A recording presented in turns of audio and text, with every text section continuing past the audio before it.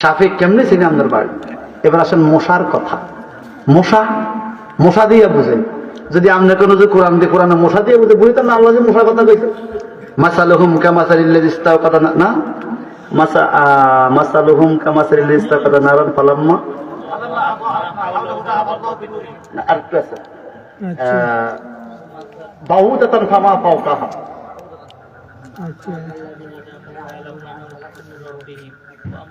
বাউদাতান ফামা ফাওকাহা আসেনি রে সূরা বাকারা আনকাবুত না। বাউদাতান ফামা ফাওকা, বাউদাতান মানে মশা, ফামা ফাওকাহা মানে আরো ছোট। আমার পাশে মনে হাফেজ শব্দ আছে, থাকলেই পুকার হয়, আমি আবার হাফেজ শব্দ না, সরি। আল্লাহ বলে বাউদাতান মাসালুহু, আচ্ছা বলে বাউদাতান ফামা ফাওকাহা।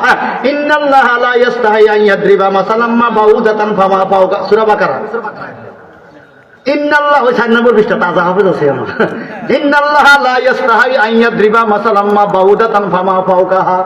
আমার আল্লাহ কয়, আমি আল্লাহ কখনো মশা দিয়া বুঝাইতেও লজ্জা বোধ করি না। যদি তোরা বুঝস মশা দিয়ে বুঝাবো।